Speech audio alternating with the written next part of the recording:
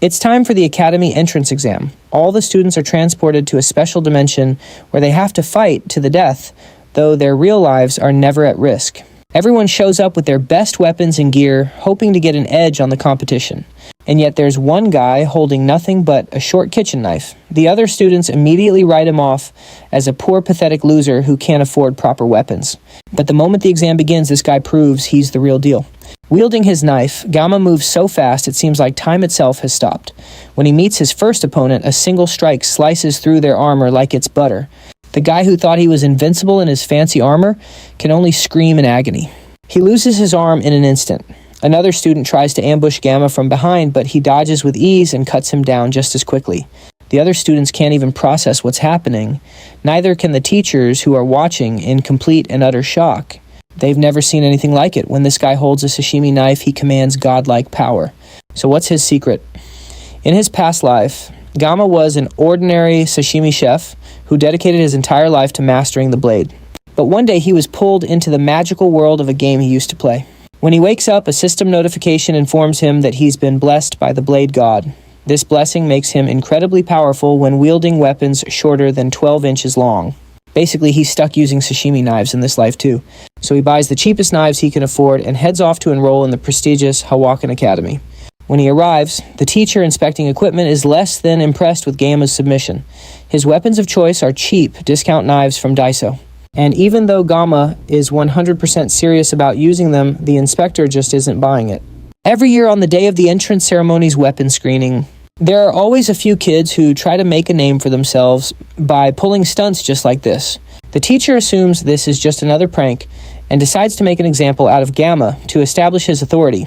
The teacher slams his hand on the table and asks Gamma if he thinks the academy is some kind of joke. There's no way he could be serious about bringing kitchen knives to the class placement test. Gamma confirms that while it may look ridiculous, this is indeed his equipment. The instructor tries to double down and assert his authority, but Gamma calmly reminds him that he's a special admission student from a commoner family. The tuition alone is a massive burden on his parents. So how could he possibly be expected to afford expensive equipment on top of that? The color of the name tag on Gamma's jacket confirms that he's telling the truth. He really is a special admission student. And the instructor himself knows that these students don't come from privileged backgrounds and lack the resources of their peers. The instructor is taken aback, realizing that in an institution meant to be a level playing field, such a devoted student is being put in this position. But Gamma has one more thing to say. He recalls the teachings his master drilled into him. Only an amateur blames his tools for a poor performance. A true expert never blames their equipment, and even as a teenager, Gamma has already taken this wisdom to heart. It's as if he has already reached the pinnacle of his craft. His wise words remind the instructor of someone else with a similarly unyielding spirit. Since Gamma has clearly made his point, the instructor relents and allows him to bring his equipment into the school. As Gamma gathers his tools to head onto the school grounds, he can overhear the other students whispering about him with obvious disdain. The privileged students clearly have a special distaste for special admission students, but the instructor isn't having any of it. He yells at the remaining students in line to be quiet and get a move on, while Gamma quietly slips away during the commotion. This entire experience is already giving him a massive headache. He just set foot in the school and he's already mentally exhausted. He knew he would face prejudice, but experiencing it firsthand still feels awful. At least the equipment evaluation is over and he somehow managed to get through the entrance ceremony. The only thing left is the class placement test, but he already feels completely drained. Still, he's come this far, and now he's officially a student at the school he'll be attending for the next 3 years. Being here in person is a world away from what he saw on his screen in his previous life. It's no exaggeration to say that the campus is the size of a small city. The fact that he's going to study at a school attended by the absolute elite is still a shock to him, despite how exhausting the whole experience has been. Thinking back to how he had to drop out of school due to his family's circumstances, Gamma can hardly believe any of this is happening. Just then, an announcement echoes across the grounds. An announcement comes over the speakers letting students know the placement test is about to start and that new students need to assemble at the training hall by 3 p.m. This is way sooner than he expected, but Gamma knows he can't let it faze him. This placement test is a crucial milestone that will set the tone for the rest of his academic career at the school. He pulls a knife from his bag, determined to pass the test no matter what. Now that he's holding the sheathed blade, however, he realizes he hasn't used a knife even once since coming to this world. His old master always taught him that a swordsman must never let go of his sword, even if it meant sleeping with it in his hand. He's lived by the sword for 20 years, and his master drilled these intense habits into him, so a single year of rest couldn't possibly have made him rusty. He gives the blade a few practice swings, getting a feel for the handle and its sharp edge. To his surprise, it feels pretty natural. Now all that's left is to test it for real, so he unsheathes it to check its sharpness on a leaf. The moment the blade is completely unsheathed, an electric jolt shoots through his body and a status screen pops up informing him that he has met the equipment conditions, and as a result, the sword god's blessing will activate. However, his physical body is too weak to receive the sword god's blessing, and the level of his equipment is also too low, which means suppression must be applied to synchronize the equipment with the user. Gamma is stunned that simply drawing the blade was enough to activate the blessing. But before he can even think about it, the system says, "May the blessings of the gods be with you," and then activates level 1 of the skill. This immediately fills his body with a sharp, nearly unbearable pain. He screams in agony as the pain floods his system, and he begins to think that he might actually die at this rate. The world shatters around him, and the pain subsides for a moment, revealing a large empty space with a bright red light in the center. Gamma stares at the void in shock, and a freezing sensation causes him to drop his blade, ending the blessing and causing the world to snap back to normal. The moment he lets go of the sword, reality is restored. But that doesn't mean the pain stops. It was so unbearable that it felt like his entire world was being torn apart. It must be some kind of backlash from using a power that his body isn't strong enough to withstand. When he tested out the painless blessing, it only caused him some mild muscle soreness. If every activation is going to feel like this, then this blessing is completely useless to him. Another announcement crackles over the intercom, calling for all new students to assemble at the training hall immediately. He stares down at the knife that he felt had almost ended his life. He may not be able to wield it, but surely he can just pick it up. There's no way he can just leave a good sashimi knife lying on the ground. Besides, maybe it only hurt so much because it was the first time he'd activated the blessing.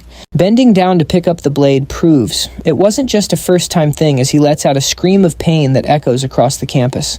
He arrives at the training hall, which looks more like a gladiator's arena than a school auditorium. All the new students are gathered in the center of the arena, chatting among themselves as they wait for the event to start.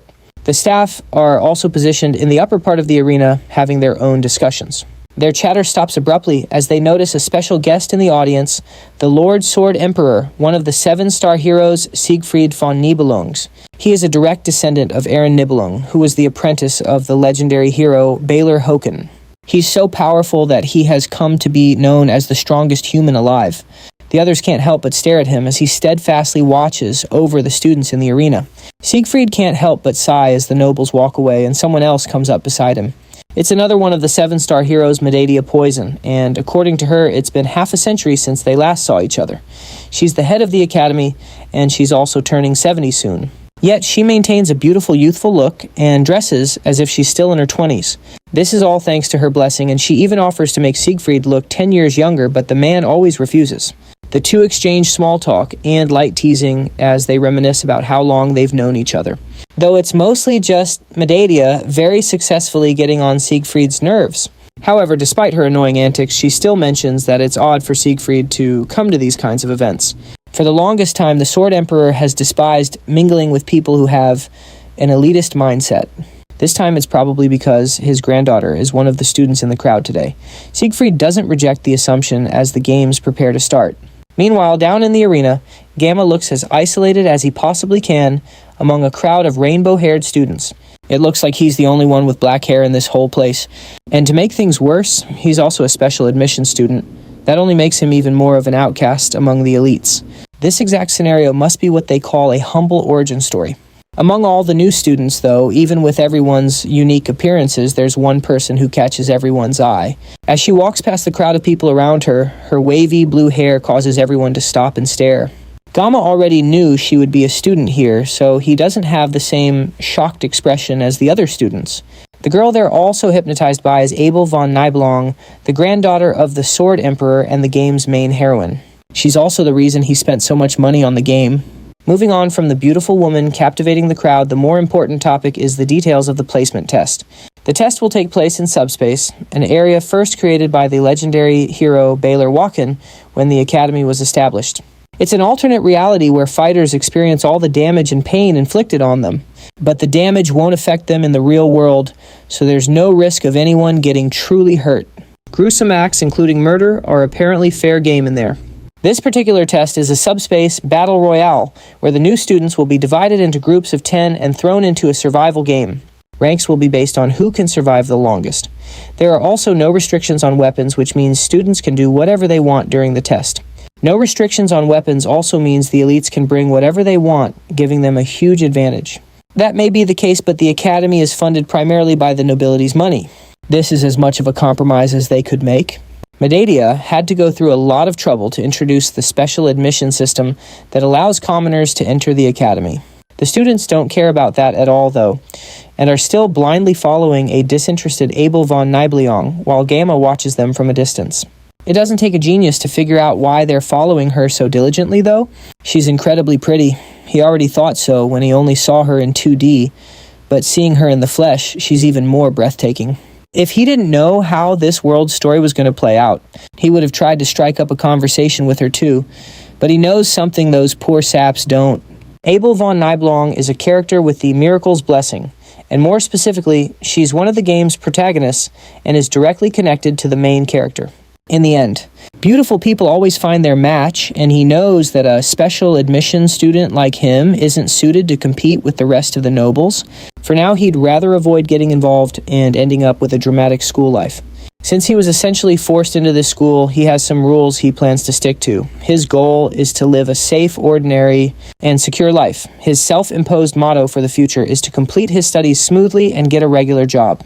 Being a hero is definitely not on his agenda, especially when just pulling out a knife sends his whole body into shock. He's still trembling right now, even though so much time has passed since he accidentally activated his blessing. The other important people in this game can protect the world. Our MC just wants a nice quiet life with a comfortable job. The placement test begins and a voice announces the rules over the intercom. This year's test is a battle royale, and the new students will be split into teams of 10. The top-ranked student will be placed in the Star class. Ranks 2 and 3 will be in the Dragon class. Ranks 4 through 7 will be in the Wolf class, and ranks 8 through 10 will be in the Ordinary class. Based on the results, students will be assigned to their classes with scores calculated automatically. There's also no time limit, which makes this just like a real game. Gamma's goal is to finish quickly without drawing any attention to himself, just like an ordinary student would, with the rules properly explained. The test starts, and a spatial transfer device activates, sending the students to their designated areas. If Gamma can help it, he wants to avoid drawing a weapon at all. The exams go as expected, and after a while, groups start reappearing after completing their sessions. The rankings of each group are announced one by one as two administrators make small talk on the sidelines. Manhwa thinks this batch of students is particularly remarkable. It includes Seyfried's granddaughter, as well as the descendants of other notable figures. It's pretty clear the game's outcome is a done deal, judging by the scores from the groups that have already finished. Some groups clocked in with ridiculously fast times. His granddaughter Abel set a new record using just a C-class weapon. She did it to keep things fair, proving she didn't need an S-class weapon to dominate. As impressive as her time is, it still doesn't touch Seyfried's record from back in his prime. Even now, it remains one of the top 10 records in the Academy's history. Seyfried doesn't hide his pride in his granddaughter. After all, such results are only natural for a descendant of the Nibelung family. At this point, a good number of groups have finished their turns, so Sergei decides it's time for him to head out. There's only one group left, and he doesn't feel like sticking around to see the winner. He gets up, says goodbye to Media, and makes his exit. But just as he's leaving, a sharp sensation ripples through the area, causing everyone in the arena to freeze. Media and Seyfried both sense a powerful presence in the air. The calm atmosphere between them shatters as they scramble to figure out what's happening. Seyfried hasn't felt a presence this powerful in a long time, and it roots him to the spot. The sky above them seems to crack open as the final group finishes their test, and two unconscious people plummet to the ground. Another bright light flashes, and a third person falls, followed by a single sharp blade that embeds itself in the ground right in front of an unconscious student. Seyfried watches the student in silence while Media urgently calls for a medical team to check the vitals of the newly arrived cadets. This whole mess started earlier during one of the group sessions while the students were supposed to be fighting each other. Well, they should have been fighting each other, but it was more like a pair of brothers were just beating the crap out of everyone else. Thanks to these two, the outcome of the match was already a foregone conclusion. It felt less like a student battle royale and more like Gamma had stumbled into a death match. He knows these two all too well, the evil twins, Mao Jun and Shun Mao. Two guys with natural-born talent and an endless appetite for brutal violence. These two had been toying with the weaker students for nearly 30 minutes, clearly enjoying the act of tearing people apart. Gamma, however, must have looked so weak that they didn't even notice he was there. Eventually, all their playthings are dead, leaving the two brothers bored and looking for their next target. They casually tally up their kills. All that's left is a single girl in the back shivering nervously as they point right at her. It's obvious they have some nasty ideas for this girl, and Gamma can't just stand by any longer. He's been watching her from a corner, and it's clear she's panicking and has lost the will to fight. Shun Mao strolls toward the girl, who seems frozen in place, and tells her she's exactly his type. Even Mao Jun has to admit his brother is a total pervert. But that doesn't mean he's going to stop his younger brother. That's the last straw for Gamma, who yells from the back of the arena, finally getting their attention. He stepped in before he even realized what he was doing, and now the two brothers who hadn't even spared him a glance have him locked in their sights. They spot the color of his name tag, marking him as a special admission student, which in their eyes makes him even less worthy of their attention. The brothers decide to finish him off quickly so they can get back to the pretty girl. Gamma, now facing them both, head-on wonders what the heck he's supposed to do. He could use the Blessing of the Void to nullify all pain for 30 seconds, but they've been gleefully torturing people for 30 minutes. There's no way that short a time frame will make any real difference. There's only one option left, and the answer lies in his bag of sashimi knives. But if he draws a blade, the other blessing is sure to manifest, bringing that unimaginable pain with it. All he wanted was a safe, ordinary, and quiet life. Not even half a day has passed, and he's already in this mess. He reaches into his bag and pulls out a knife, causing both brothers to burst out laughing. All the while, the girl just watches silently as the situation unfolds. Shun Mao decides he's wasted enough time on this nobody and lunges forward to take our MC out. This isn't a situation where Gamma can afford to be picky, but he does have a plan. He can use his pain-nullifying blessing for 30 seconds to counteract the agony from the Sword God's blessing. All he has to do is survive long enough to overwhelm them. He activates his pain-nullifying blessing just an instant before unsheathing the sashimi knife.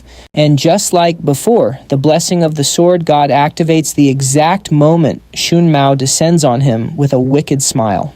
There's only one way for Giamma to survive this. If he can't slash his way out of this situation, he will die. But there's no way a sashimi knife can cut through a massive body like that. It's not a fish, it's a whole person. In moments like this, he remembers his teacher, who was a former gangster.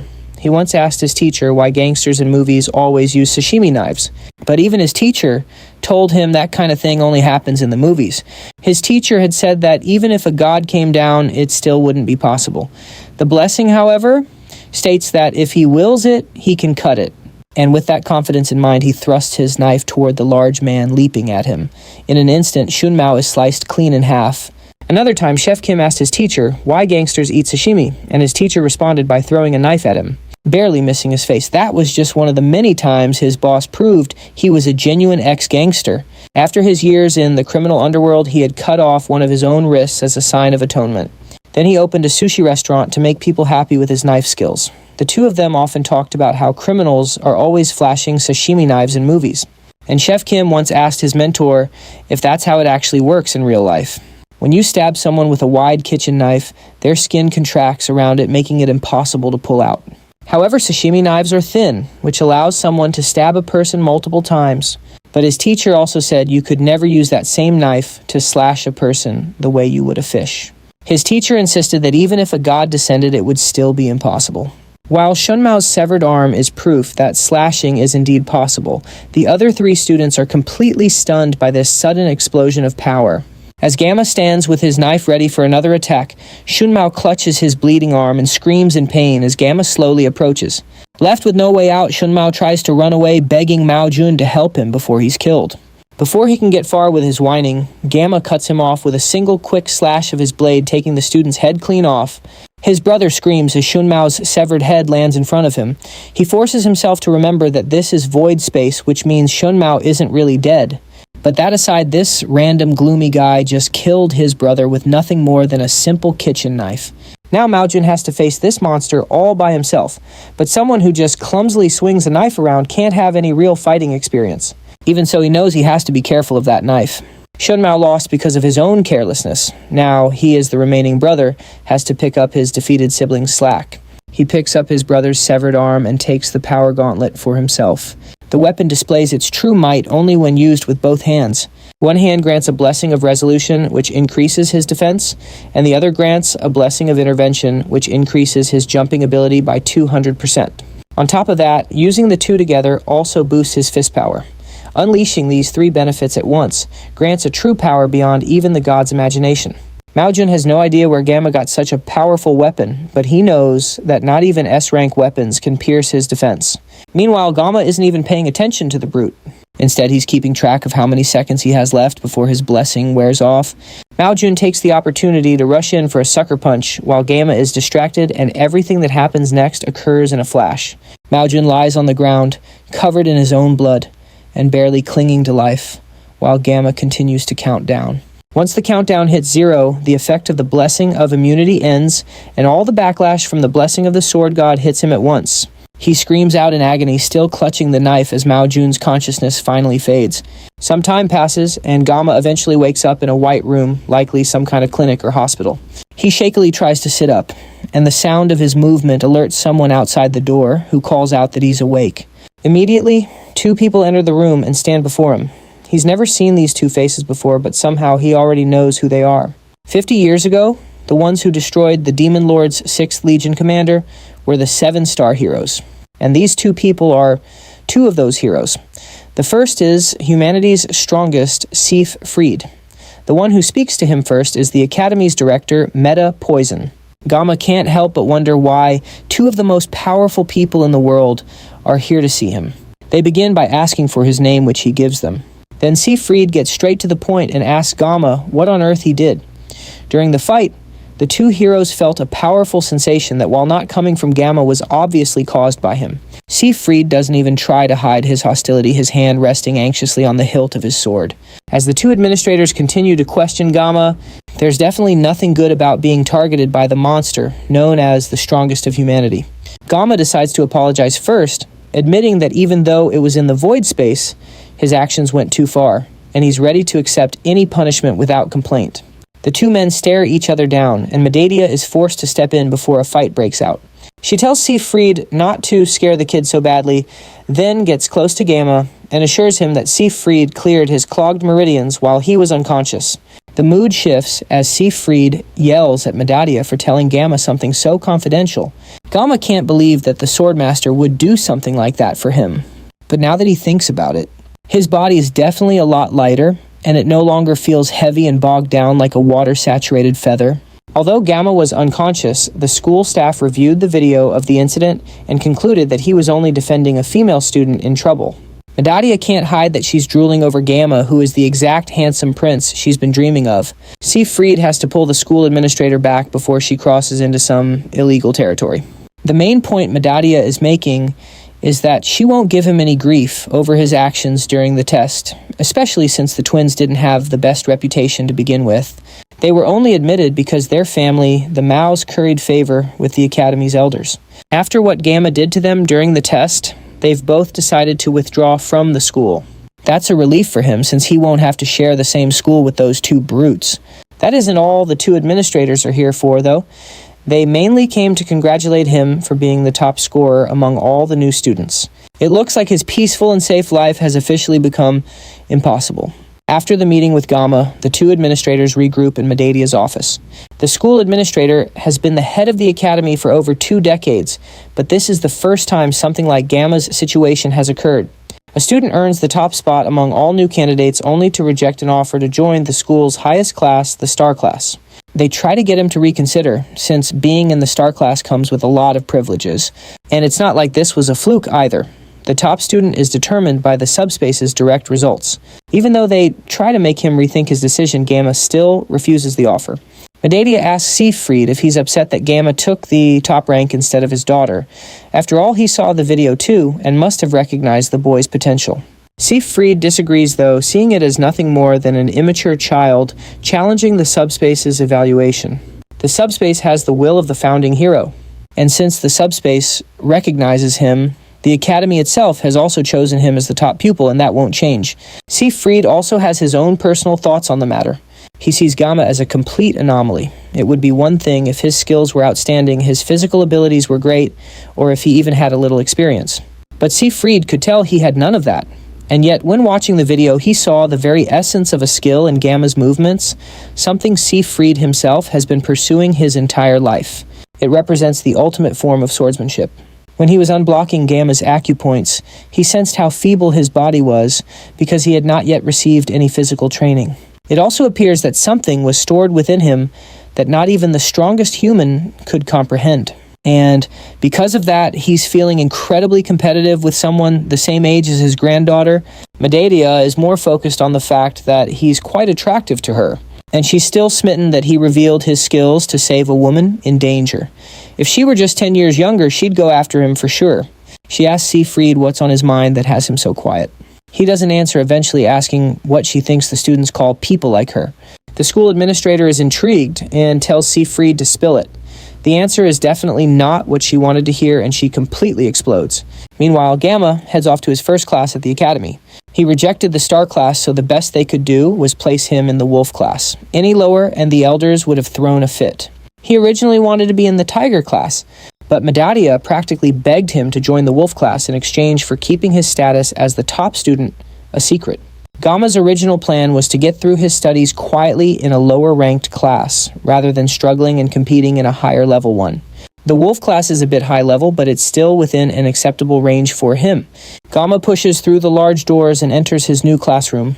For a moment, all eyes are on him, filled with mild curiosity. Then they notice his special admission student badge, and just like that, he becomes invisible.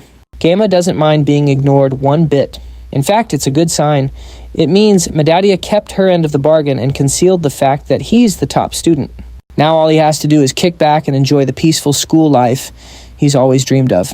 He settles down at his desk when a familiar-looking student nervously walks up to him. She timidly thanks him for his help the other day, but Gamma draws a complete blank. She then clarifies that she's the girl he saved during the entrance exam. Gamma waves it off, telling her thanks aren't necessary. After all, he insists anyone would have done the same thing in that situation. While it might have looked like he was saving her, he was really just saving his own skin. Accepting her gratitude would make him feel like a total hypocrite, so Gamma quickly changes the subject and introduces himself. The girl does the same, revealing her name is Chloe. What a coincidence they ended up in the same class. With introductions out of the way, Gamma racks his brain, trying to remember if a character named Chloe ever appeared in the game. He wonders if she was added after he quit playing, but that doesn't make any sense either. By the time he stopped playing, the game's main storyline was so far along that introducing a new character would have been completely pointless. Looks like he's run into another extra just like himself. Gamma asks her to keep what happened during the exam a secret between them. He can't have word of his true power spreading around school. It would totally ruin his plan for a safe and easy life. Chloe agrees, but just as she's about to make a request of her own, their homeroom teacher bursts into the room shouting. Gamma tells her to head back to her seat so they can talk later. As the teacher takes the podium, class officially begins. He congratulates the new students for getting into the academy, informing them they've been chosen to carry on the legacy of the brave hero Valor Hawakan. The teacher then introduces himself as Lee Wanbin, the instructor for Wolf class. Since it's their first day, he decides to start things off with some light physical exercise. He tells them to change into their workout gear and meet at the training grounds in 30 minutes. A student asks what kind of exercise they'll be doing, and the teacher casually lists off 100 push-ups, 100 sit-ups, and 100 squats, as well as 10 laps around the training grounds. For these elite noble kids who've been training their whole lives, it's a total cakewalk. For Gamma, however, it's a training regimen straight out of a nightmare, guaranteed to make him go bald. After the other students file out, he nervously approaches the teacher, claiming he's not feeling well enough to participate in the training. Surprisingly, not only does the teacher already know his name, but he also seems to hold Gamma in incredibly high regard. It seems Medea didn't keep all of her impressions of Gamma a secret. She also told instructor Lee Wanbin that given Gamma's status, he's permitted to take classes at any level he chooses. He turns down the offer to join the elite star class, telling the teacher he just needs to use the restroom for a moment. Besides, he was feeling a little stiff anyway, and a run sounded a lot better than getting dragged into the star class. And so, Gamma finds himself forced to join the grueling exercise with the rest of his classmates. They all breeze past him with ease while he struggles to keep up, already feeling like he's on the verge of collapsing. Chloe jogs up beside him, noticing he doesn't look so hot. At this point, he's only managed to complete about 5 laps. This puts him way behind everyone else, but since Chloe came up from behind him, he assumes she must be lagging too. He asks how many laps she's done and is shocked to hear she's already on her 9th. She offers a few words of encouragement before zooming off to finish her final lap. Later that day, Gamma gets back to his dorm and immediately chugs several bottles of water. He's only been at the academy for a week, and he's already running into unexpected problems. He was starving after the morning's intense training and rushed to the cafeteria only to discover that the meals weren't free. So, he headed over to the menu board to check the price of a spicy pork rice bowl, and the cost made him freeze in shock. Even now, lying in his bed, just remembering the price makes him hurl his water bottle against the wall in a fit of rage. He's nearly blown through his entire living allowance. Looking back, he severely regrets turning down the allowance his father tried to give him.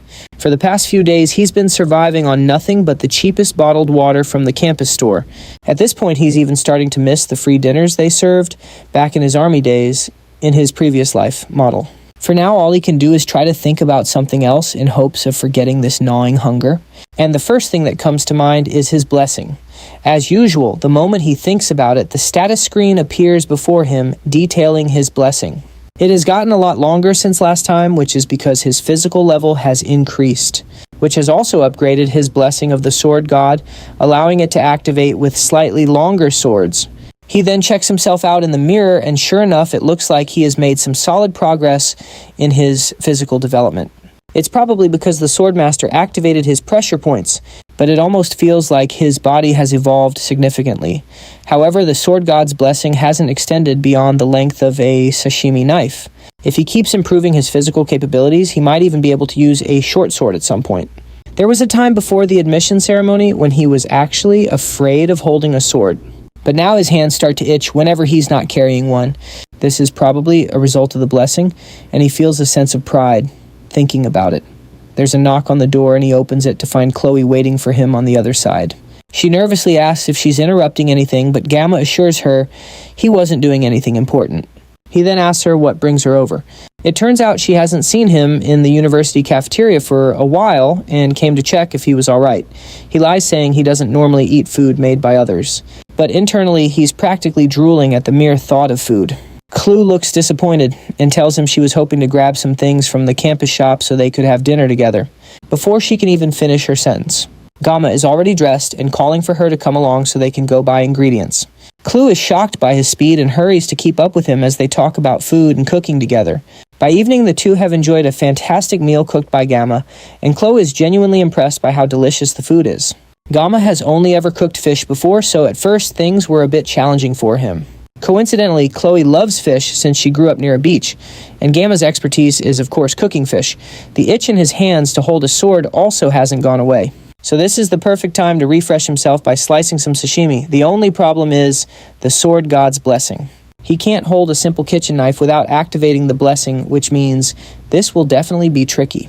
He asks Chloe if she owns a larger knife, explaining that he wants to use something different since his own weapons resemble her kitchen knives. Using them for cooking would feel a bit awkward. She heads into her room and comes back with a massive sword for him to use, which is definitely overkill for a simple fish.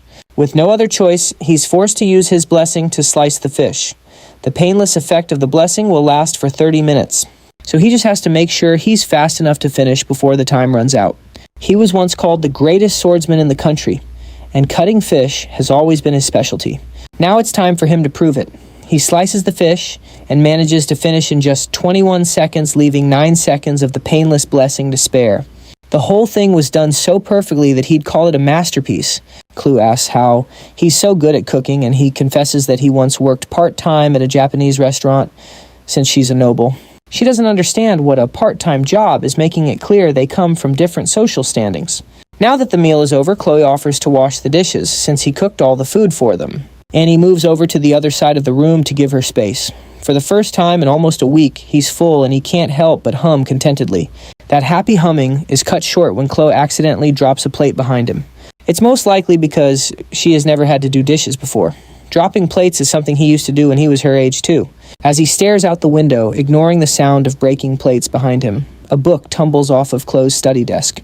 It looks like a diary, and the book coincidentally lands on a page where she wrote about him saving her during the class placement test. Her handwriting is cute with rounded letters and stickers, and he finds himself picking up the book and smiling as he reads. The breeze from the window turns the pages to another entry where she writes about meeting him in the same class and being interested in him. He finds it all incredibly endearing and can't help himself as he flips through more pages admiring how cute she is. He turns a few more pages and sees his name again, followed by page after page filled with the words "I love you" written countless times. Another plate shatters and he turns to find Chloe staring at him with frighteningly blank eyes. She flatly asks if he has read her diary. This emotionless state isn't new for Chloe. It's a product of her upbringing functioning as a self-defense mechanism.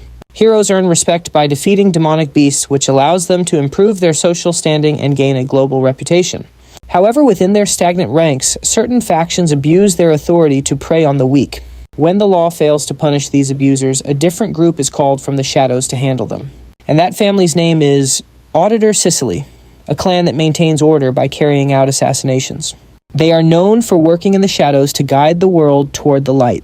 Those born into the Auditor family begin their assassination training before even reaching adolescence. Their emotions are suppressed and they endure severe training to become perfect killing machines. Chloe is a member of this blood-soaked family, and she first stained her hands with blood at the age of 15. She has been told her entire life not to underestimate her abilities as an assassin, which has made her acutely aware of who she is. Slowly, her relentless training warped her nature, casting a gloomy shadow over her heart. By the time her identity had been worn down to mere traces of emotion, Chloe had finally reached the age to enter the academy. Hawakan Academy is a school where students are sorted into different classrooms based on their aptitude. Every student's talent is at least dragon level or higher, but members of the Auditor family who thrive in the shadows were assigned to the common class by their family's decree. That was the agreement between the family and the academy. She was instructed to remain undetected. Throughout their childhood, the family stripped every individual of their liberty. Chloe accepted her fate as an assassin without protest, believing that nothing could alter her destiny. That is, until the day she met someone she would never forget, as she stood motionless and defenseless while two malicious brothers advanced on her. The person who looked the weakest in the room stood up to defend her. Even though death in the subspace battle royale is just a simulation with no real risk of dying, this boy still tried to save her. Chloe had quietly resigned herself to death, awaiting her predestined fate. She had long since given up on meaningless struggles, as she was trained to act in a meek and unnoticeable manner. But somehow, thanks to the boy's intervention, it was as if the sun had broken through the clouds in her mind. And she watched as the boy used his sword not for assassination but for self-defense and to protect her. The moment she saw him fighting for her, she remembered a children's fairy tale she used to read in secret under her pillow. The story told of a princess imprisoned in a castle who was rescued by a prince. As the memories of the fairy tale flooded her mind, she felt a flutter in her chest and her cheeks turned red. This unfamiliar feeling stirring within her was most certainly love. Now Gamma has committed the ultimate sin by reading a girl's private diary. As she stares him down, he tries to play it cool, but he knows deep down that he is screwed. He tries to pinpoint exactly where everything went so wrong.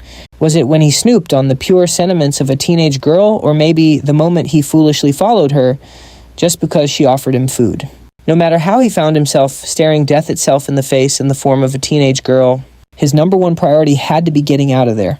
He changes the topic, commenting on how lovely the moon is while casually trying to find an escape route that doesn't involve his head getting chopped off. She doesn't let him finish his sentence, asking him again if he saw her diary. He tries to play dumb, pretending he only saw a reference book and complimenting her study habits, but no amount of flattery is going to save his life right now. He can't even believe she caught him in the first place, since she was busy washing dishes while he was peeking through it. And she has even dropped the formal speech she had been using with him before. It's as if she has become a completely different person out of nowhere. He insists he didn't see it, but she keeps pressing him until he finally admits that he did. As soon as he confesses, Chloe decides his life is forfeit and pulls out the same sword she had offered him to cut the fish earlier. Gamma frantically looks around and weighs his options. They are on the 4th floor, so jumping out the window isn't an option. The only way out for him is through the front door, but Chloe definitely won't let him just walk out of there, at least not with all his limbs attached. She is genuinely advancing on him with the sword, and it looks like his time is running out. He tries to figure out why she is suddenly acting this way, and he can only think of one possibility. Her fixed pupils and dark red eyes can only mean one thing. He's dealing with a textbook yandere. But considering her sudden personality flip from an adorable little strawberry to a fierce killer, it's actually much worse. She's a yandere with a dual personality. Dealing with her yandere side is tough enough, but toss in a dual personality disorder and things get exponentially worse. It looks like his snooping in her diary is what triggered her personality switch. This could get dangerous, but he's pretty sure she'll hunt him down for the rest of his life if he doesn't do something to snap her out of it. He has to take charge of the situation now to guarantee he even has a future. Otherwise, things are only going to spiral. The only way he's getting out of this alive is with a weapon, but he only has 9 seconds left after using 21 seconds to slice that fish. His trusty sashimi knife is all the way back in his room, but he can still use the kitchen knife from earlier. Yeah, there's no way he's reaching that without losing an arm or two, though. He frantically scans the room again and spots a box cutter on her study desk. It's his only option, but surely this tiny thing can't be enough to activate the blessing of the sword god, right? Clue finally lunges at him with her sword, and it looks like there's only one way to find out. He snatches the box cutter, sending stationary scattering, and flicks the blade out. A flurry of status screens pop up in front of him. His resourcefulness in this dire situation boosts his mental resilience, granting him a temporary intimidation buff. The system then makes the necessary adjustments before activating the blessing. Clue charges at him with her sword just as Gamma winds up with the box cutter. Before she can slice him to ribbons, he casually mentions that her hair is getting a little long. Thanks to the intimidation buff, Chloe freezes for a split second. The second Gamma swings the tiny blade, everything goes black. By the time Chloe wakes up later that evening, her room is dark, tidy, and empty. The first thing on her mind is Gamma, and she wonders where he could have gone. She calls his name a few times, but the echoing silence is her only answer, confirming she's all alone. The last thing she can recall is secretly watching him as he stared out her window. Everything after that is a blur. She suddenly gets the urge to check for her katana, only to spot it leaning safely against her study desk. She has a habit of blacking out whenever she holds her katana, but it seems she managed to keep it together this time. Or so she thinks. Back when she was younger and still mastering her skills, she'd often lose consciousness just by holding her blade. And when she'd finally come to her senses, the entire area would be soaked in blood, and her elders would just brush her off whenever she asked what happened while she was out. They would always just tell her not to deny her natural talent as an assassin. Still not remembering what happened with Gamma is mortifying, and she buries her face in her pillow in shame. But that shame quickly morphs into something else entirely as her thoughts drift back to Gamma. That's when she spots the box cutter on the floor and realizes her hair feels shorter. Looking in her trash can, she finds a lock of her hair neatly disposed of. It dawns on her he must have helped cut her hair. She immediately opens her journal to gush about her love for him some more. Gamma, meanwhile, is feeling a lot less lovey-dovey than Chloe is. In fact, he's mostly just trying to process the fact that he's still breathing. Behind a random wall on the far side of campus, he's busy throwing up the very meal he was just praising Chloe for. He barely made it 5 seconds after the 9 seconds of his pain-negating blessing wore off. And even then, he still feels incredibly sick and weak. After barfing up his only decent meal in over a week, Gamma collapses onto a bench and tries to figure out what to do next. So now he's starving again and somehow feels even worse than he did before Chloe's little visit. His thoughts drift back to Chloe and he can't help but wonder who she really is. Her sword skills are clearly designed for one purpose: to end an opponent's life in a single strike, or at the very least, incapacitate them. The way Chloe handles a sword, she's constantly aiming for vital spots. It's almost as if her entire technique is built for assassination. If she'd caught him off guard for even a second, Gamma knows he'd be a dead man. He genuinely felt like his life was on the line, so he instinctively went for her neck. Luckily, the blade was too short, and he only managed to snip off some of her hair. He cleaned up the mess before he bolted, so hopefully that'll be the end of it. But this whole incident is just more proof that living a peaceful, normal life is going to be a lot harder than he thought. Turns out being ordinary is the hardest challenge of all for him. It's not like he was without ambition when he was first thrown into this game world. After all, in his past life, he reached the absolute peak of mastery with nothing but a sashimi knife. So it wasn't easy for him to just let go of his dreams, but hey, everyone has a part to play, and in this world, his assigned role was background character A. Miracle Blessing is the title of the game as well as the name of the protagonist's blessing. It was also the blessing of the founding hero, Valerian. In the whole game, the protagonist and the founding hero were the only two people to ever possess the legendary blessing, and the description of the blessing was straightforward. They are to save the world from the Demon King. So the protagonist gets chosen by Belong, which is an SS rank sword that is both holy and cursed. Meanwhile, all Gamma has is a lowly rankless sashimi knife. There's nothing else to say. He's just bound for a life of obscurity. The endless stream of extraordinary people and situations that he has faced since entering the academy almost made him forget about his goal. There were plenty of reasons to give up on the goal of a simple life, and it's even more apparent now that it seems like there isn't even one normal person in the entire world. Since he has played the game before, he has a rough grasp of the key characters in the game, but his knowledge of the world itself is limited. It's already been a week since he joined the academy at this point, which means that the protagonist should have already awakened his blessing and begun the late admission process. This is when the game's story actually begins, and Gamma knows the general plot, but he never played it to the end. For the first time, he actually regrets quitting the game halfway through. But still, since he knows the canon route up to the first half of the story, that already gives him a big advantage. All he has to do is stick to the canon route no matter what. If he starts meddling with everything, then he'll end up losing the only advantage that he has from his memory. He knows that the storyline takes a sudden dark turn around the second semester of the third year, which is when the demons realize that the hero has awakened, and they launch an attack on the academy led by a legion commander. As the fight escalates, the demons and the humans spiral into an all-out war. And from there, the game's story turns into a typical fantasy novel. Back when he was playing it, he just wanted to emulate the carefree, simple, youthful life that he never experienced as a teenager. So he deleted the game without a second thought.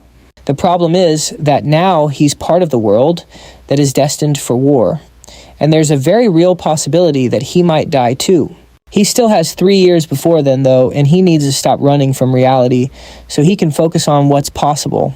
He won't let himself die, and he will focus on growing stronger so he can survive. Besides, cliché games like this one always have happy endings where the protagonist manages to save the world. All he needs is enough strength to protect himself, so he can't let himself be some helpless weakling that gets killed off. He just needs to train enough to protect himself while keeping as low a profile as possible.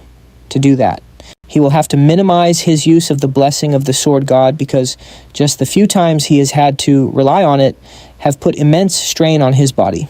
It's a powerful ability, but it comes with way too many drawbacks for his liking. Thinking about the blessing once again activates a status window that gives him information about it. Weirdly enough, though, there are new entries in the information that he didn't notice before. The 3 new entries are a body, mind, and armament grade, and the numbers beside them seem to be levels. They all reflect how much he has grown, and each one will lessen the strain of his blessing on his body. There's also one more called synchronization, but he has no idea what it means, and its description is just some question marks. He tries tapping on it, but access to it is denied because he has not met the relevant conditions. That's another puzzle to add to this mysterious blessing, but it's not important right now. His main priority at the moment should be improving his body and finding a new weapon. He can't depend on the 30 seconds of the painless blessing forever, so he also needs to learn to wield a sword that doesn't meet the condition of the blessing. Luckily, there's a monster hunting training for the midterms that's happening in a month. The reward for the training is the longsword Morrisum. It's a B-tier weapon that should serve him until graduation. It's also too big for his blessing to activate, meaning that it's the perfect weapon for him. There's a lot to figure out, but it already feels like he's making good progress. While lost in thought, a voice suddenly calls out to him. He looks up, and staring back down at him is someone he never expected to see or talk to. It's Abel von Nibelung, the granddaughter of the Sword Emperor, and the one person that he really shouldn't be interacting with if he wants to avoid changing the game's story. She tells him that he's in her seat, but he's too stunned to get up for a moment, forcing her to yell at him before he finally gets the message and slides away to give her space. He still can't get over just how pretty Abel is, and he caught himself staring without even realizing it. As he tries to leave, she tells him that he doesn't have to go, he can just scoot over a bit instead. It's strange that she'd call a public bench her personal seat, but he lets it slide since he doesn't really want to get mixed up with her. He can't help but stare. Just as you'd expect from the game's heroine, she's absolutely gorgeous. Suddenly she starts speaking, which snaps Gamma out of his daze. This is definitely weird since the Abel he knows is usually standoffish and keeps to herself. Even the game's handsome protagonist couldn't get her to warm up to him. She continues talking, asking if he also uses a blade. He sheepishly says yes, before asking how she knew. She tells him that her grandpa once told her that swordsmen have a different look in their eyes. Then she shows him her sword and asks if he wants to hold it. Still feeling weirded out by the whole situation, he declines the offer, which only makes her pout in annoyance. It looks like he hurt her feelings, but he just can't wrap his head around her talking to him. Then she asks him if he knows her. Gamma is taken aback. It's a strange question for her to ask. Practically everyone at the academy knows who she is. He gives a non-committal answer saying he sort of knows her, but she just points out that she doesn't know him. She finds it a bit unfair that he knows her, but she has no idea who he is. Gamma doesn't agree. Since they just met, he doesn't see why knowing each other's names is a big deal. But she argues he could be a spy for the Demon King, sneaking into the academy disguised as a student. It's pretty suspicious that he's out here alone so late at night, and although it seems like she's joking, she looks almost completely serious. Gamma then throws the question right back at her, asking why she's out so late. Though judging by her clothes and weapon, it's obvious she just finished training. She says she was doing some breathing exercises and points at him as she talks, unintentionally giving Gamma a clear view of the scars on her hands. She hurriedly hides her hands, but Gamma has already seen them. They're marks of her hard work, which doesn't surprise Gamma. Of course, someone like her would be training relentlessly. People just don't get what it means to be part of the Nebelong bloodline. They're expected to be perfect and flawless at all times. One slip up, and they can become a target. Abel then reveals that she isn't the top student this year. And this is the first time in her life she's ever lost to anyone. But strangely, instead of being upset, she feels liberated. She can't help but wonder who exactly beat her for the top spot, though. She'd love to meet them just so she can tear them limb from limb. That makes Gamma gasp, and he asks why she'd go that far. The reason is simple. She's humiliated. She begged her grandfather to tell her who it was, but apparently the person isn't even in her class. On top of that, they skipped the valedictory speech, which meant she, as the second-place student, had to give it instead, making it even more embarrassing. She cuts herself off before her rant goes any further, realizing how strange it is to share all this with a total stranger. On that note, Gamma finally asks the question that's been on his mind this whole time. He wants to know why she's even talking to him, considering her notoriously standoffish personality. The reason is definitely not what he expected. It's because he looks weak. It's her family's motto, to be unyielding to the strong and merciful to the weak. Besides, all her classmates are unbearable, so she doesn't have any friends. That explains why she's so cold to the protagonist in the game. With that, Abel gives a little stretch and prepares to leave. As she gets up, she pauses for a moment, then asks if he's really not going to tell her his name. Just like before, Gamma gives her a firm no. Time passes, and to Gamma's surprise, his academy life continues without a hitch. Chloe seems to have made some new friends and has settled into class just fine. Meanwhile, Gamma has been keeping busy by actively avoiding her ever since the incident in her room. Sometimes when their eyes meet, her new friends shoot him dirty looks because of his status as a special entrant. But Gamma has learned to stop caring about people who look down on him for being a special entrant. After all, he's not the only special entrant in their class anyway. Although there aren't many of them, they've all gotten surprisingly good at avoiding one another. There's definitely an inferiority complex at play. But Gamma is certain things would be much worse if he were placed in a higher tier class. By now, the students in the Star and Dragon classes have probably already split into factions and gotten wrapped up in petty power struggles. It was a shocking experience even back when he was just playing the game, but now that he's actually living in this world, the mere thought of it sends a shiver down his spine. On the bright side, though, he's finally eating proper meals. That's all thanks to something Medadia gave him the other day. As a special perk for being the top scorer, he received a faculty card that lets him eat anything he wants from the cafeteria completely free. He's so grateful for this amazing gift that bowing toward the director's office 3 times a day doesn't even feel like it's enough to show his appreciation. On top of that, he's been a model student all while carefully avoiding anything that might mess with the main storyline. All he has to do is keep this up for the next 3 years, and his life should be smooth sailing. The days pass by peacefully, and Gamma attends all of his classes without a hitch. During one class, an elderly teacher tells the students about the hero Valor Joaquin, who founded the academy after realizing the importance of training the next generation of heroes. Of course, Gamma already knows all of this from playing the game. The founding hero Valor Joaquin fought Lycan, the Demon King's right-hand man and commander of the First Legion. Their battle raged on for 20 years, but in the end, the hero emerged victorious. However, Joaquin paid a steep price for his victory, losing one of his arms in the process. As a result, he could no longer fight. The war was filled with carnage and bloodshed. And even though the hero won the battle, there was no clear winner of the war itself. Just like that, the first human-demon war ended in a truce. In order to train the next generation, Joaquin founded the academy, and a non-aggression pact was signed between the two races. That pact is the reason for the 700 years of peace that continues to this day. The students are confident they'll never see a war in their lifetime, but Gamma is the only one who knows that this long peace is about to be shattered. It's no surprise, really. Everyone has grown so accustomed to the peace. The only person he even considers warning about the impending doom is Medallia, but that would mean altering the canon events, and he has no idea what kind of consequences that would bring. Despite her constant complaints about wanting to quit her job as the academy director, Medallia was one of the first to sense that something was wrong, all thanks to her blessing of perception. To protect her students, she was the first of the 7 stars to charge onto the front lines. But Gamma never actually played the game that far. He only knows about her fate because he read the game's fan wiki. Medallia was the first of the 7 stars to fall in battle against the Demon King's army. Knowing her fate makes it incredibly difficult to keep the future a secret, and part of him wishes he never knew at all. When class ends, the students start pouring into the halls, drawn by some kind of commotion outside. Looks like it's finally time for the story to begin. Gamma takes a moment to check his phone, and just as he thought, it's May 5th, the day the protagonist is set to arrive at the academy. He joins the crowd of students gathering at the classroom door. They're all in awe of the newcomer, and some are already convinced he's destined for the star class. And just as he suspected, the game's protagonist saunters through the hall as the crowd parts for him like the Red Sea. Leon van Reinhardt carries himself with an air of confidence, but only Gamma knows that today marks the beginning of the end for the 700 years of peace. Gamma watches as it seems like every single person in the school is fawning over him. But he's not surprised. After all, this is a guy who had practically every woman in the game falling for him.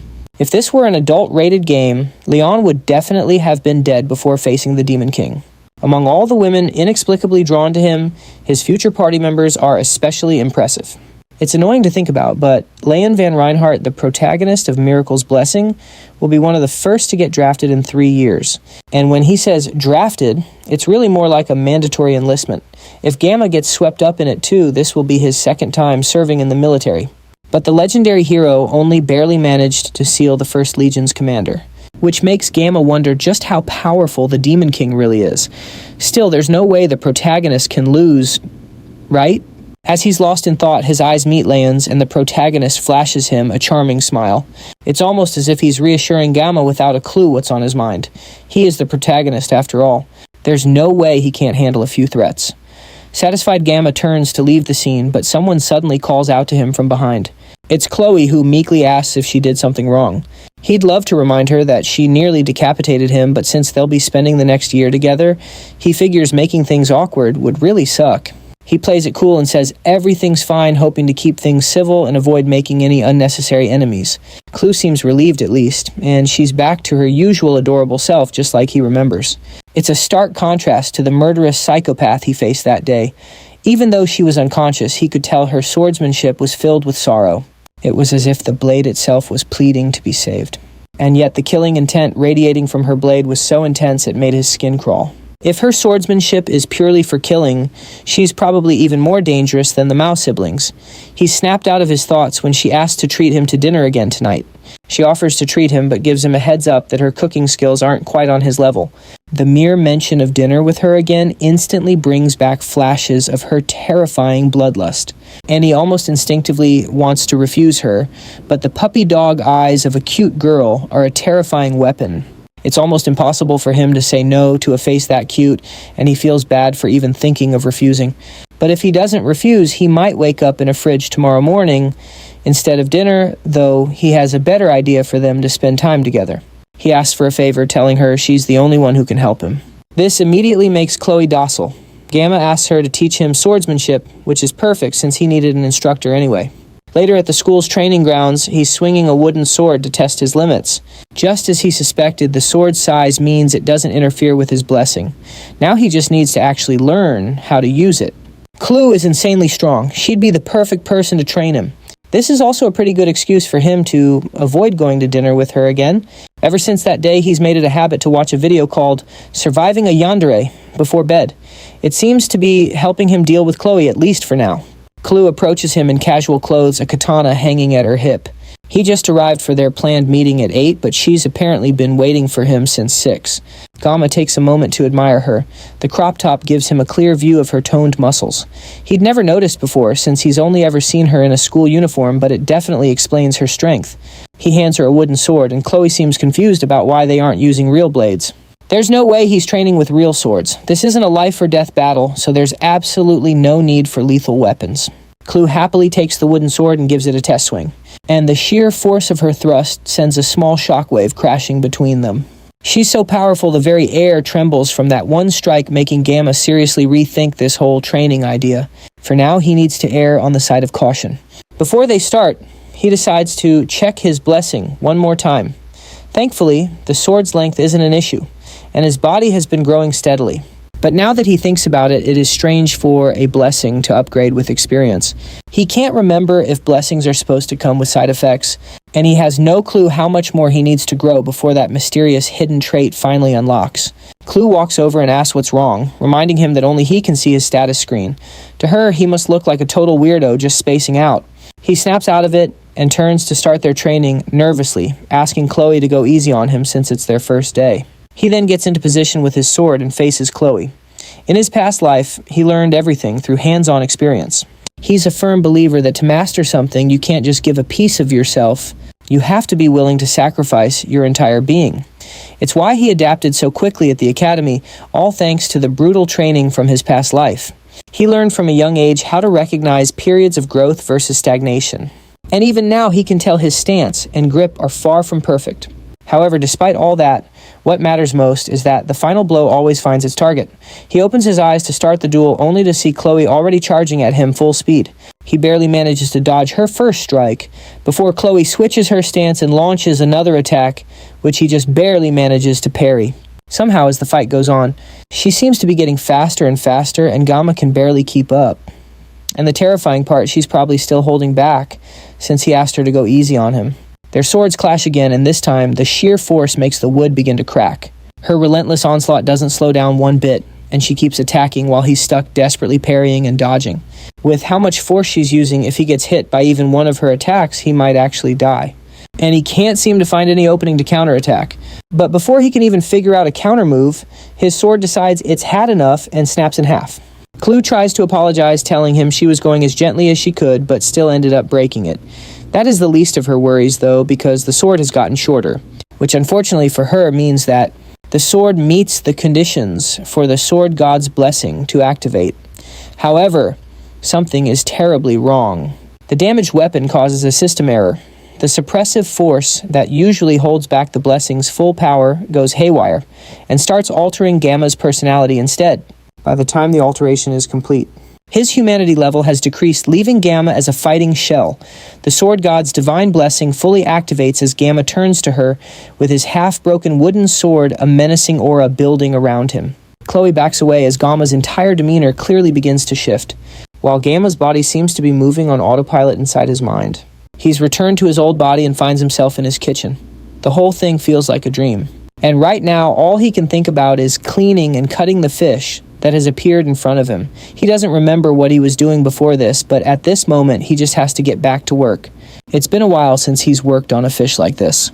So he decides to use a Chinese cleaver this time. As he tries to pick it up, a message pops up informing him that he can't. Since that's a no-go, he tries to pick up the chef's knife, but once again, a message pops up telling him he can't grab it. There's only one option left, and it's the sashimi knife. That's the only blade the system allows him to pick up, but he remembers that holding the sashimi knife is supposed to hurt. Nevertheless, he picks it up, and it's completely fine. In fact, if anything, he even feels refreshed. A voice speaks up in his head telling him to just accept the situation and let go. In the real world, Gamma continues to advance on Chloe with the broken sword. She tries to call out to him, but he continues walking toward her with obvious bloodlust. Suddenly, he lunges at her, and Chloe is just barely able to block his attack with her own sword. He shoves against her blade, sending her flying backward and crashing into a wall. He feels completely different from when they were sparring just moments before. He leaps toward her and tries to stab her with the sharp end of his makeshift stake, but she barely jumps back and avoids the hit. Chloe only took one attack, but she can hardly move. She can't figure out how Gamma became this way all of a sudden, but she has to find a way to stop the spar before he accidentally kills her. She tries to ask him to stop again, but Gamma doesn't respond and just launches at her once more. He's moving so fast that there's no way she'll be able to avoid it in her current state. All she can do is continue begging him to stop. And finally, she screams his name right as the sword strikes down straight for her head. Back in Gamma's dream world, he wonders why the fish he's trying to cut keeps avoiding him.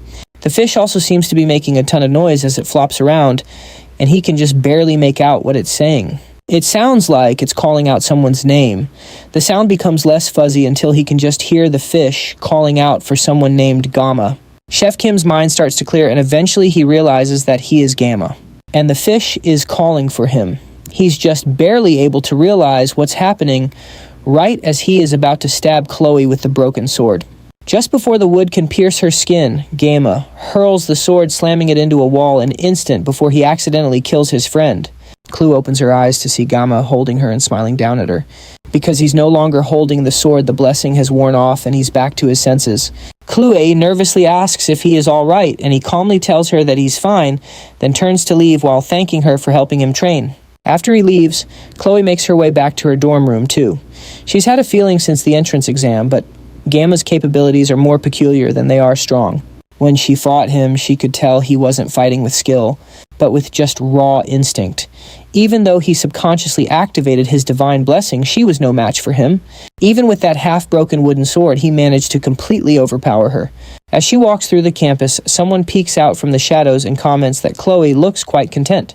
This mysterious newcomer is Nox Aviator, and he also happens to be Chloe's older brother.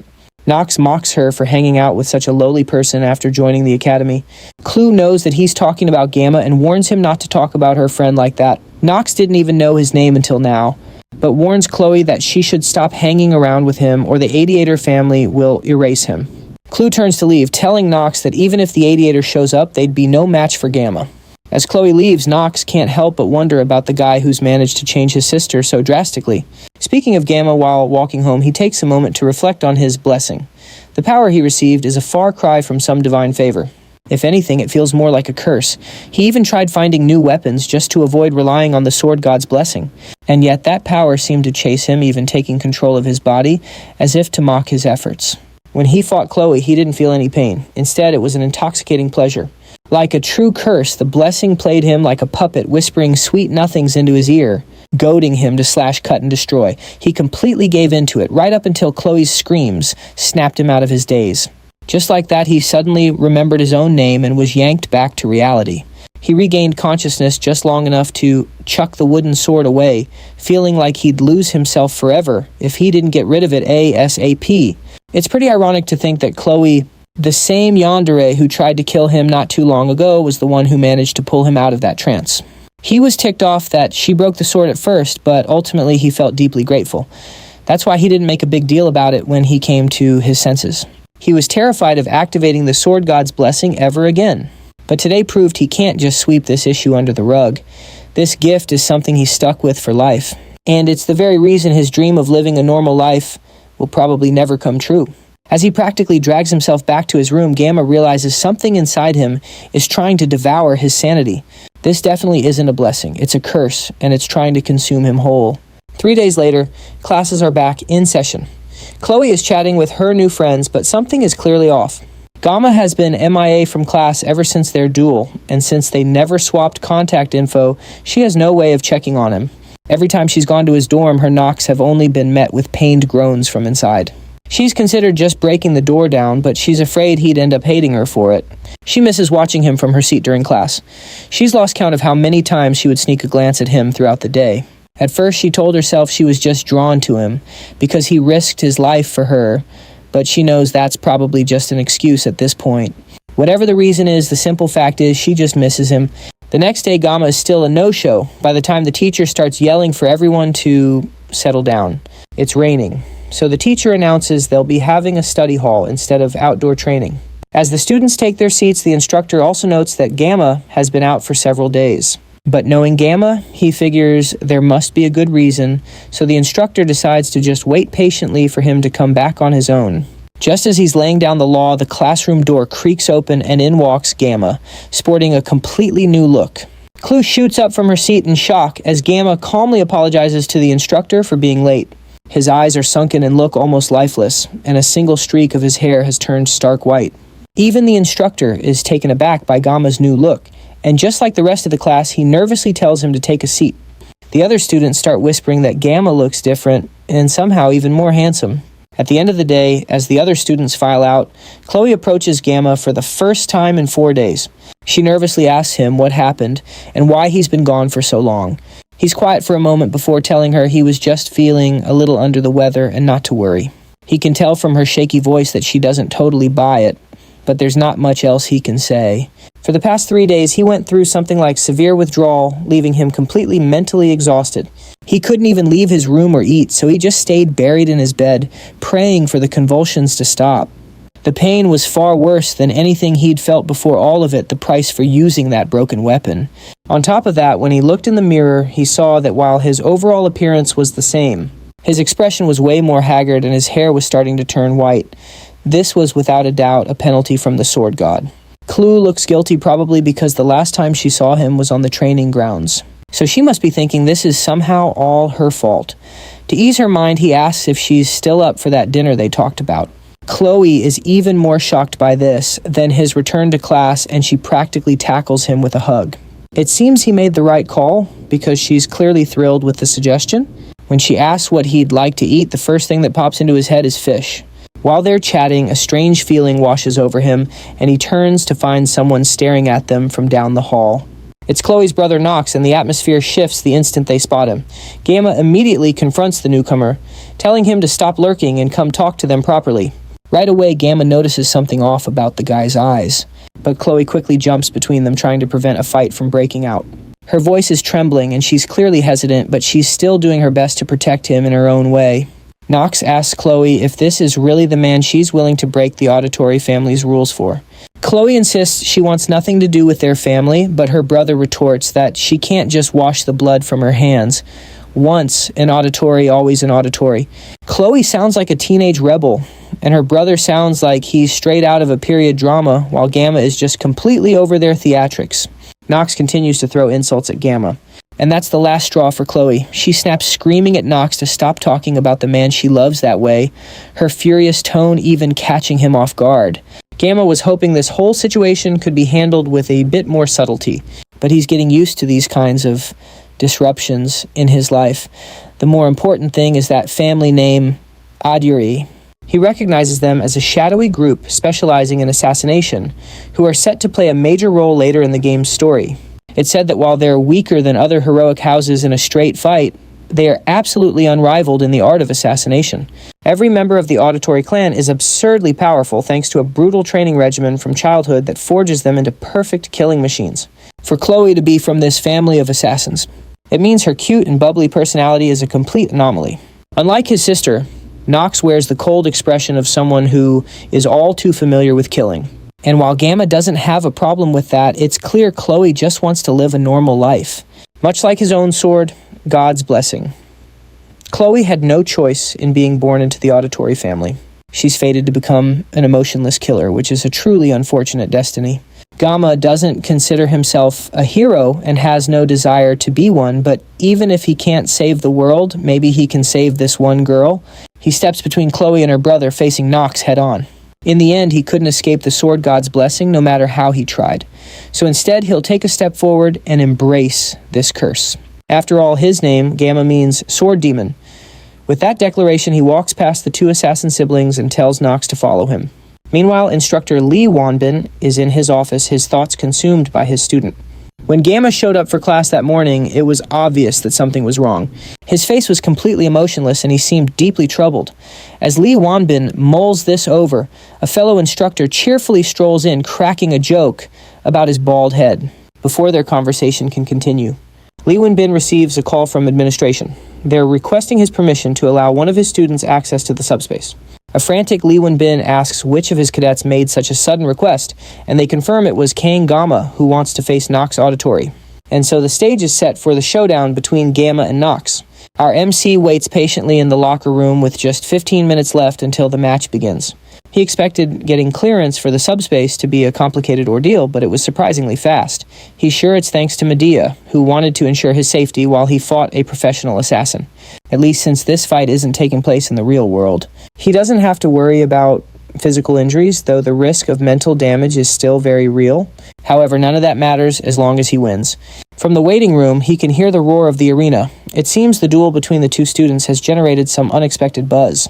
It's ironic, really. He was trying so hard not to stand out, and now all that effort seems to have been for nothing. Beside him, Chloe is overwhelmed with grief and guilt, undoubtedly blaming herself for this mess. Gamma tries to reassure her that none of this is her fault. And besides, she lent him some gear, so everything will turn out fine in the end. She warns him that Nox is incredibly strong, a genius with talent unmatched in the entire history of the Auditory family. When it comes to the dark arts, nobody even comes close to his level. And by the age of 14, he was already dubbed the pinnacle of the dark arts. That's a pretty cringy name, but it definitely shows how strong he is. Gamma gazes down at the rose-colored blade in his hand, reflecting on the decisions that led him to this point. His old teacher always told him he was destined to wield a blade for his entire life. He just never expected he'd still be running around with a sashimi knife, even in his next reincarnation. An announcement crackles over the loudspeaker, informing the students that the subspace battle is about to begin. He gets up to leave the locker room, but not before giving Chloe one last reassurance that he is going to win. He steps out into the arena and is immediately hit by a roar of excited cheers from his fellow students. With how intense the atmosphere has become, Gamma feels like a gladiator from the Roman Empire. Off in the distance, he can also see the entire star class is in attendance, including the main cast of characters from the game. Nox walks into the arena as well, and immediately gets his attention. It looks like the assassin is personally offended that Gamma would dare challenge him with a girly kitchen knife.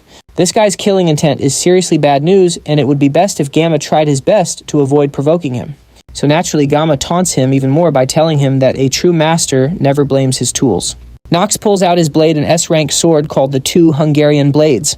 On top of the powerful equipment, he also has one of the best auras in the game, the Blessing of the Crow. However, Gamma has also come prepared with a pair of discount-grade kitchen knives. Truly, this will be a fight for the ages. The subspace barrier is deployed, and before it's even fully active, the two students lunge at each other. Gamma activates the Painless Blessing as he unsheaths the two knives, which in turn activates the Sword God's Blessing. The people in the stands watch in awe, barely able to see what's going on in the arena. This was supposed to be an easy match where a special admission student would get demolished by an accomplished assassin. But with how fast the two of them are moving, the students can't even keep track of what's happening. The students from the star class are also surprised by how interesting this fight has suddenly become. Especially Abel, who can't believe that the person she labeled as weak possesses such fighting prowess. Their swords continue to clash, and Gamma is effortlessly dodging all of Nox's attacks. The assassin gets frustrated and launches another attack that's so fast it creates 3 afterimages of him. Somehow though, despite the attack seemingly hitting Gamma head-on, he still manages to come out of it completely unscathed. The students watching are praising Nox's strength and speed, interpreting the battle as Gamma just running away from every attack. But Abel knows the truth that no one else can see. Only those who can clearly follow the match will understand what's happening. Somehow Gamma is perfectly evading every single one of Nox's attacks, almost as if he isn't even trying to fight. Meanwhile, Nox is getting even more agitated since he has already used his Blessing of the Crow, thinking that it would be enough to annihilate him. But Gamma somehow managed to dodge everything as if it were nothing. Now that Nox has seen for himself how skilled Gamma is, he decides to be more cautious and aim for a powerful strike that can slice through a wide area in one go. Gamma suddenly drops the sashimi knife he brought with him and takes a firm hold of the rosy blade given to him by Chloe. Just seeing the confidence in his stance makes Nox even angrier.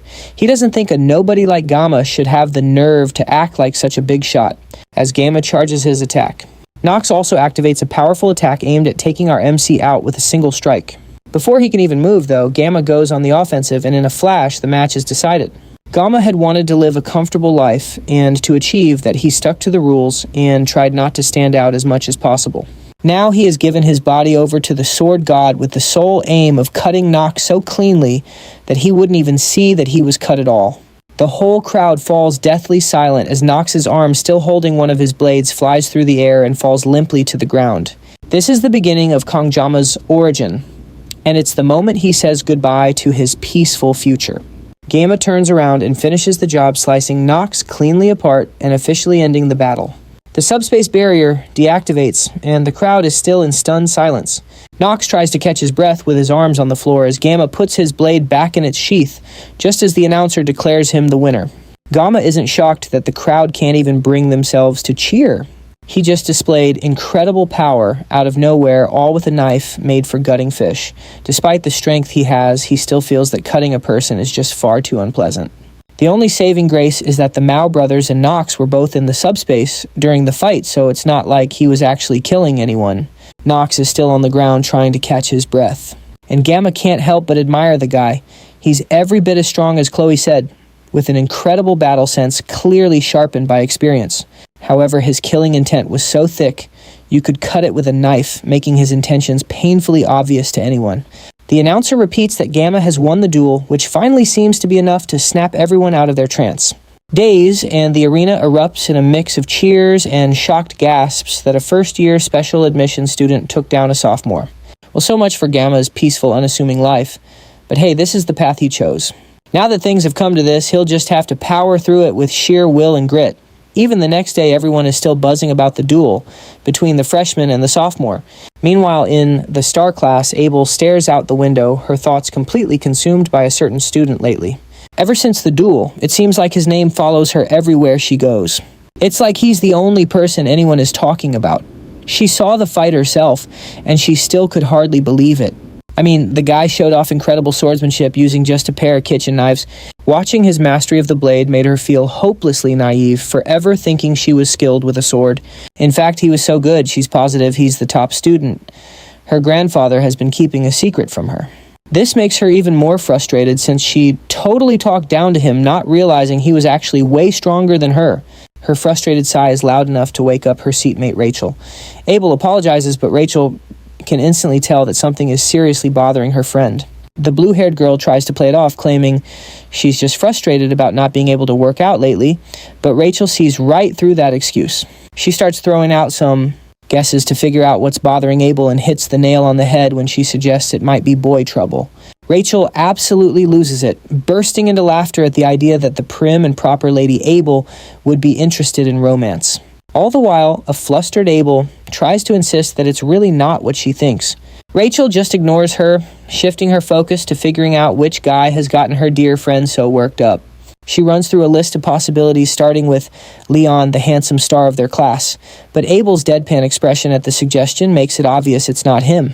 Well, that leaves only one other option, the special admission student from yesterday's duel, who shocked the entire school with his strength. Once again, Abel freezes up and can't manage an outright denial, which is all the confirmation Rachel needs. She immediately grabs Abel's hand and starts dragging her to the Tiger class to meet the boy who's been on everyone's mind. The two of them barge right into the Tiger classroom, with Abel being reluctantly dragged along by her friend. The entire class freezes in shock as the two campus beauties make their way inside. Rachel hops up on a desk to scan the room for her target, but someone immediately tries to scold her for jumping on another student's property. She manages to completely short-circuit his brain just by flashing her dazzling smile, and Abel can only hide her face in secondhand embarrassment. Eventually, Rachel spots Gamma sleeping at his desk while Chloe fawns over him. At first, Rachel mistakes Chloe for his girlfriend, but that little detail doesn't matter to her one bit. In fact, it just makes this whole situation more fun. She saunters up to Gamma and playfully blows into his ear, a move that shocks both Abel and Chloe. Then, as he slowly starts to wake up, she plops down on his desk, gives him a flirty look, and asks for his name. Gamma already knows who she is, though, and he is not thrilled to suddenly have another one of the game's heroines show up in front of him. She leans in, pokes Gamma's cheek with her finger, and compliments him on his good looks.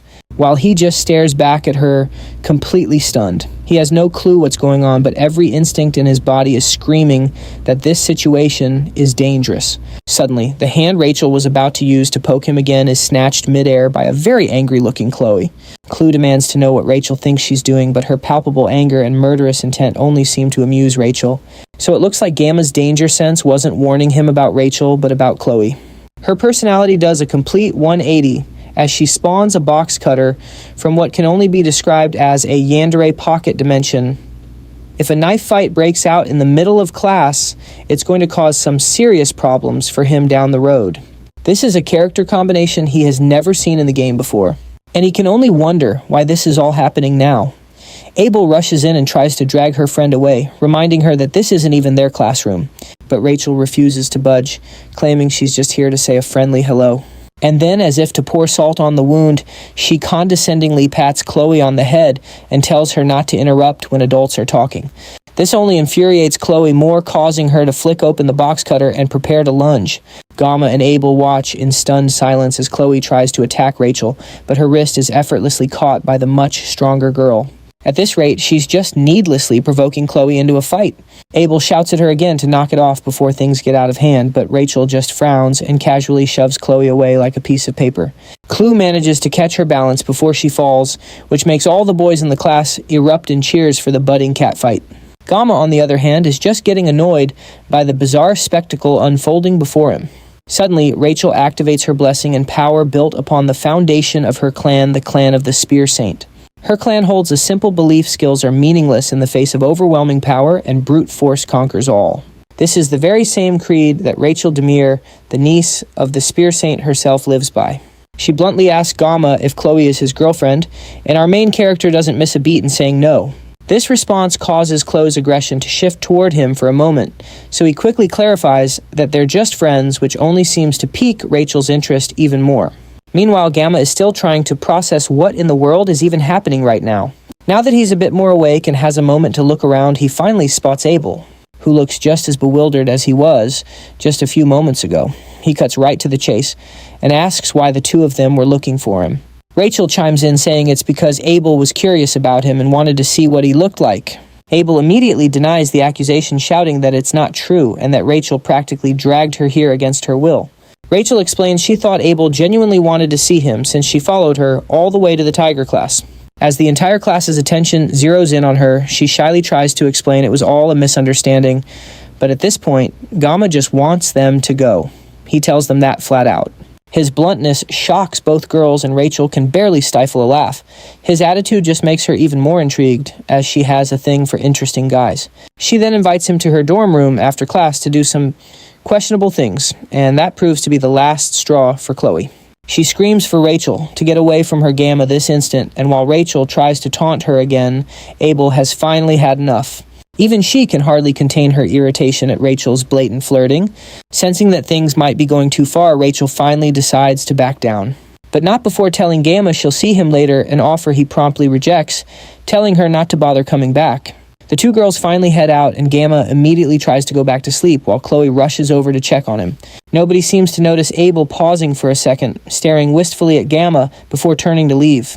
As Abel and Rachel walk back to their own class, Rachel can't stop thinking about how impressed she was with Gamma's demeanor. It's one thing to act cold, but she saw something in his hollow eyes. Rachel could sense a subtle underlying warning that if she kept pushing him, she might just get her throat slit. She was only slightly curious about him at first, but he completely shattered her expectations and actually sent a shiver down her spine from the little she's seen so far. She can tell he's leagues above the all-style, no-substance students who populate the star class, and her clan doesn't pull any punches when arranging marriages with the most powerful warriors. In a sense, he might just be a precious commodity that she can't afford to let slip away. Rachel suddenly stops and turns to Abel to apologize. Abel, however, thinks she's the one who should be apologizing to the Tiger class students for the scene they caused, but that isn't what Rachel meant. She's apologizing about Kangama because now that he's caught her interest, she has no intention of backing down. Elsewhere in the school clinic, Nox angrily drags himself through the halls, his mind consumed with a single thought, killing Gamma. He has lived his entire life without ever tasting defeat, hailed by everyone as an auditory genius. And now some nobody has come along and beaten him with nothing more than a pair of kitchen knives. Just thinking about Gamma's face sends him into a blind rage. If he has to, he'll mobilize the full power of his clan just to take Gamma's head. And once he kills our MC, he'll win Chloe back. After all, Chloe has the potential to become his equal, if not his superior. He refuses to let some random nobody from special admissions steal her away. All he needs to do is summon the might of his clan to strike, and they'll show that peasant his place. At least, that's what was supposed to happen. But the very same Gamma he's been furiously plotting to murder is sitting peacefully in his clinic room, casually eating an apple. Before all that, though, back when class was in session, Gamma had been watching Chloe with concern. Even though the two girls were long gone, Chloe was still visibly upset, despite being the one who drew a weapon first. While she's lost in her clearly unhinged thoughts, Gamma walks over, hoping to calm her down. He's pretty sure he can talk her down from whatever mental ledge she's on, but he'd really appreciate it if she'd put the box cutter away first. He asks how her brother Nox is doing, and she sadly informs him that he's in the Academy's medical ward. That's a little strange, though, since you can't actually get hurt in the subspace, so there's no reason he'd need medical attention. The last Chloe heard, he was admitted to the ward, despite having no physical injuries, but she assures Gamma it's probably fine. She tells Gamma there's no reason to worry, but he can't help but dwell on it, especially since he was the one who sliced Nox up in the subspace. Nox just doesn't seem like the type to be so traumatized by something like that. To make sure nothing gets out of hand, he decides he has to check on Nox himself, so he asks Chloe for his room number.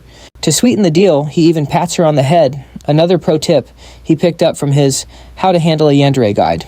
And that brings us to the present, with Gamma staring down a very surprised Nox in his hospital room. Gamma casually comments on the room, noting the Academy must be rolling in dough to afford a private room this fancy. Before Nox can even ask how he got in here in the first place, our MC picks up a skinning knife from the bedside table, and Nox immediately tenses up, wondering if Gamma is here to finish the job. Instead, Gamma just picks up an apple and expertly peels it in one clean motion before setting it back down. Then as Gamma gets up and walks past him, he casually advises Nox to eat more fruits and vegetables for his health. This just pisses Nox off even more, and the assassin whips out a knife hidden up his sleeve, ready to stab Gamma in the back when he least expects it. But as if he has eyes in the back of his head, Gamma warns him that if he ever thinks about revenge, he'll personally carve up not just Nox, but the entire Editor clan. With that parting shot, Gamma slams the door on his way out, and the force of the slam is enough to make the peeled apple on the table fall into perfect slices, revealing he'd cut it so fast, Nox never even saw it happen. Gamma strolls out of the medical unit mission, hopefully accomplished. Nox is now nothing more than a candle in the wind, ready to be snuffed out at any moment, and his will to fight has been completely shattered. This is all thanks to Gamma's bravado-filled intimidation, which he really hopes doesn't come back to bite him. After all, the Editor are a legendary clan of assassins, and there's no way he can take on the whole clan with just 30 seconds of his pain neutralizer, although he figures he could probably handle about 10 of them in that time. The rest of the clan, however, is a whole different story, and that's just the worst-case scenario. In any case, Gamma would really prefer to avoid killing anyone if he can help it. Walking back to his dorm under the moonlight, he feels like he's in the eye of a storm. It's a strange feeling, but he's starting to get used to this crazy new life. As long as Nox doesn't stir up any more trouble, he shouldn't have to worry about things getting too insane. But now he has another problem on his plate, the one girl he wanted to avoid most of all, Rachel. In the original game's story, she was supposed to approach the protagonist and become attached to the main heroine, Abel. The fact that she's approaching him instead is a huge red flag that the timeline has already gone way off script. On top of that, he's got midterms to prepare for, and for once he'll have to take them seriously if he wants to get his hands on that reward. The test involves forming a group of 5 students to take down a demonic monster. The 5 students can be from any class since the test is designed to emphasize teamwork. Individual skill is important, sure, but trusting your teammates is what really counts on the battlefield. For a weaker student, the best strategy is to find strong teammates and hope they can carry you through it. Not that the monsters themselves are a huge problem anyway. Anyway, the monsters they'll be hunting for this test are called dank demonic mermen. Gamma remembers them being super gross in the game, which means seeing them in real life is going to be a whole new level of disgusting. If they were mermaids, at least they'd be easy on the eyes. But mermen, just plain gross. Then again, mermaids are classified as demonic humans, and they're a core part of the demon army's main forces. That means they're on a completely different power level. Compared to demonic humans, demonic monsters are basically just guard dogs or pets. Luckily, there should only be mermen on the test island, so the students won't have to face any actual demonic humans. It's already been a month since Gamma arrived at the academy, and this is the first night he's actually felt a moment of peace. It's been 700 years since humans and demons agreed to a truce. And just like in human history, that truce hasn't been entirely peaceful, there have been plenty of disputes both big and small between the two sides. For example, 50 years ago, Vasmon, the commander of the 6th Legion, claimed he could resurrect the commander of the 1st Legion. That one decision sparked a full week of fighting that bathed the entire city in blood. In the end, humanity came out on top, which gave rise to the 7 heroes. However, 3 of those heroes were sacrificed, and neither side wanted to escalate things any further. Other than that one incident, it's been peaceful to this day. But Gamma wonders if this can really be called peace. The more he thinks about it, whoever sealed the 1st Legion's commander all by themselves 700 years ago must have been a total beast. It took 7 people working together to take down the 6th Legion's commander. And even then, some of them died. And now they only have 3 years before the second Great Human-Demon War begins. And this time the war is going to include the Demon King himself. The thought of that future is terrifying, but worrying about it won't change anything. What Gamma needs to focus on now are the upcoming midterms.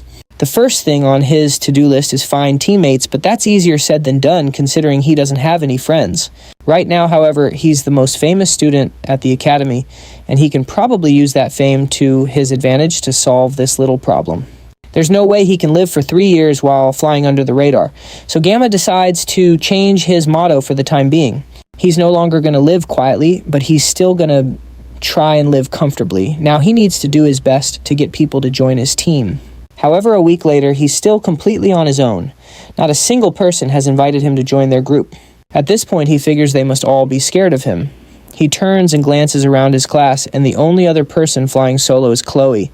She's probably been treated like an outsider, ever since the public spat with her brother in his humiliating defeat. Or maybe it's because of how she acted when Rachel was around. Whatever the reason, he approaches her and asks if she still hasn't found any cadets to team up with. Just like him, she's still alone, and Gamma can't help but worry about her.